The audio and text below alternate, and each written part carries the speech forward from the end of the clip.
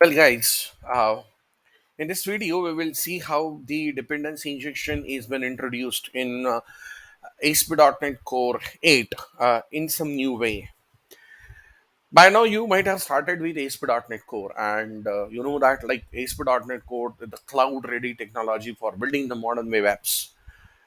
And right from the first release of ASP.NET Core, we have been provided with the inbuilt support of the dependency injection, which has made our life really easy. So uh, where this is really useful, so let's say that we are working with the multiple model classes and we want to perform the database operations over the model classes, CRUD operations, create, read, update, delete.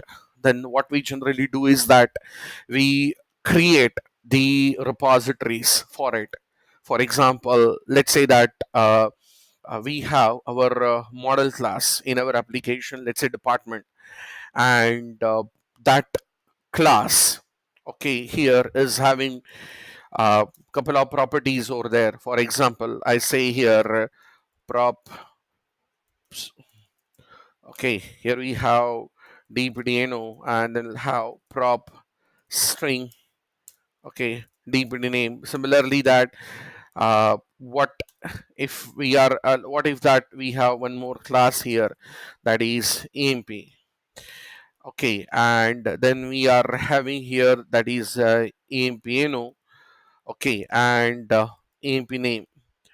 So now to manage the CRUD operations for these classes, what we generally do is that we keep on creating a repository. We generate or not generate, we create the repository interface, and then to have the same methods for performing the CRUD operations, we use it something like that, tntt, and then of course that we also have the constraints apply on that, and then we write methods. For example, I'll say that over here, um, enumerable of, okay, here t entity gate, okay, and then maybe t entity here create, like that. And then what we do is that, okay, what we do is that we basically implement them in a repository classes to perform the operations. Okay, so let's say that over here I may have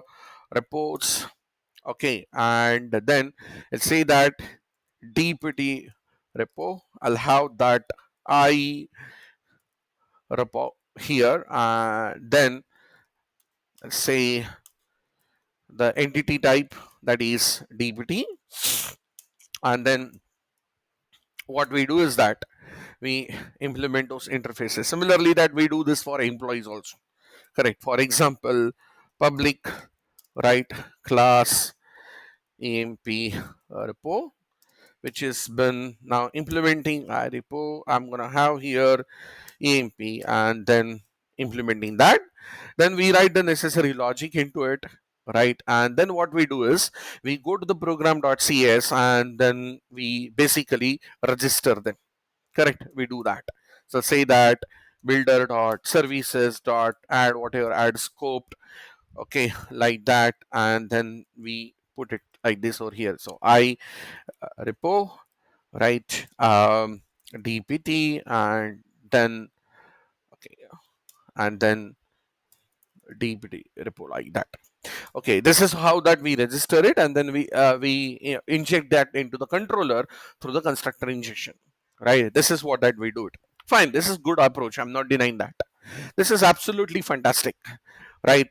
Absolutely fantastic. We use this, and then this is going to provide us a handy mechanism to come up with a standardization contract, like interface over here, which has been implemented by multiple repository classes. Okay, that's the thing. Now, although here physically we have one single interface, we are making a use of this, okay, making a use of this over here, uh, uh, for different types based upon the generic parameter. Yes or no? Okay, this is right what that we do it. But the thing is that over here, what if that we have the we are having one single interface, right? Let's say that we are having one single interface, and what we want to do is that, like, we want that single interface to be used by multiple classes, implemented by multiple classes, and then we want to use that for the dependency injection. So for example, instead of here like this, okay, we are not having anything here, maybe I just say void here, okay, and then like this, okay, maybe again void, and maybe some parameter object, right, whatever it is, and we want that to be used or implemented by multiple classes, and then we want to register them. So the question arises is that how we are going to do it, because if you carefully see that we have segregated our repositories based upon this generic parameter, but what if that we don't have this generic parameter? So how we are going to survive in that case? So in ASP.NET Core, ASP.NET Core, we do have the mechanism of using this with the help of something called as a key scoped dependency injection. In ASP.NET Core 8, we have that. So what we can do is that now we can work on creating the single interface and implemented that interface by multiple classes, and then we still register them into the DI container, but we segregate them. Okay, we segregate them. We can still do that. So consider the scenario over here is that, like, we are okay trying to work on the log entries where we want to not just the log entries, maybe that we want to perform the read write operations on files, and we may be you going for a text files, or we may be going for CSV files like that. But we have similar type of methods over there, read file, write file, like that. We want to do that. So we are doing this with the help of one single interface over here, right? This is public interface I file operation, and then we are having two methods over there, write file, okay, with two parameters, file name and data, and then the read file is just a file name. And now this interface has been implemented by two classes. So in this repositories over here, I have the text file operation where the class text file operations, it's implementing I file operations, and then implementing read file, write file. Now since I'm focusing on a concept over here, I am not having any implementation of reading and writing file, but that can be added for that's not a problem. So here we have read file, here we have write file. Similarly, then there is another interface, another class available, that is a CSV file operations, and then this is right implementing I file operation, and here again we are having the read file, write file, and where we are writing some code for CSV files, let's say. And now what we want to do is that we want to register both these classes, text file operations as well as the CSV file operations, into the DI container. So how we are going to do that?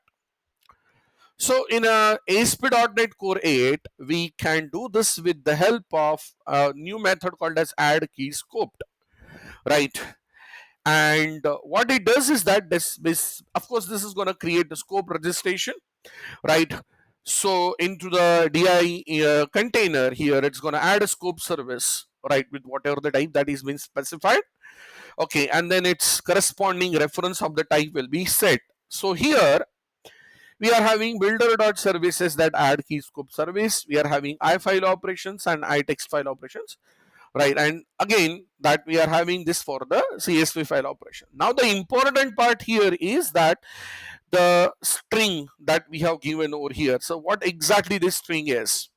So this is a service key, right? It's a service descriptor service key. Service descriptor is a class which is responsible to manage the registrations and their instances, right? So this is the service descriptor key is actually kind of acting as a kind of a uh, the identification or identifier for the right identifier for a class here or class instance. So here I'll say that builder.service.add key scope, with a text file operation, we are making it as a text, and then over here for the CSV file operation, we have CSV. So this is the new thing. Superb. This is how that is going to allow us to have one common interface implemented by multiple classes, and still we are segregating their instances or individually identifying their instances, right? Okay, by keys. Now, how this has been injected into the controller? So I'm going to go back. I have a controller over here. This is my text file controller, right? This has been constructor injected with my right I file operation, and what this has is that it has the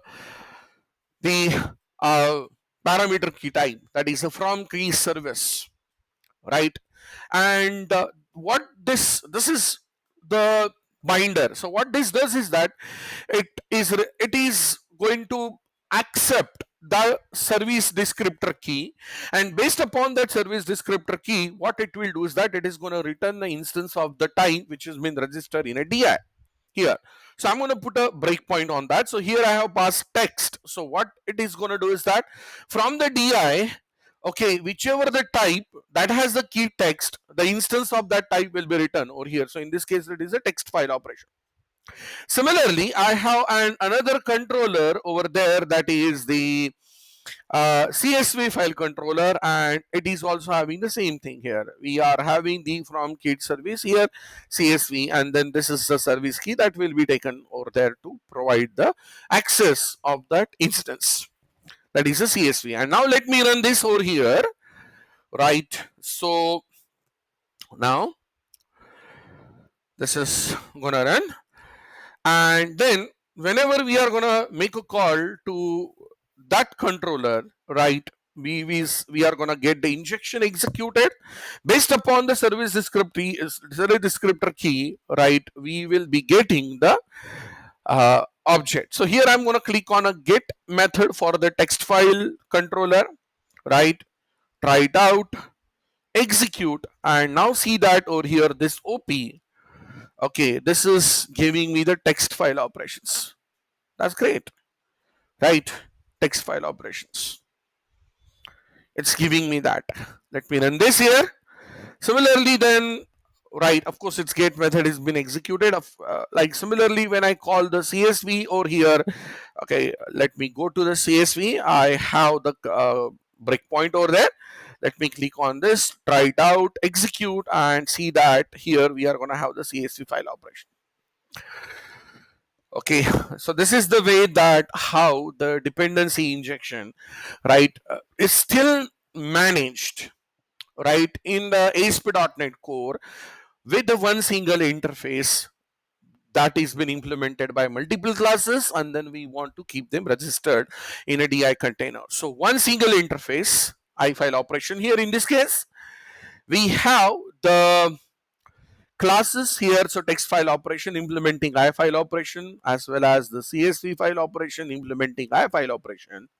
And then in a container, we are registering this with the help of add key scope, and we are passing the service descriptor key there to identify and extract the particular object. Okay, right, and then we are injecting it. While injecting it, we are using the from keyed service, the binder, which is going to accept the key, and then based upon that the type will be written. So this is something which is really nice in ASP.NET Core 8, which simplifies the approach of the dependency injection control through the single interface. Thank you very much, guys.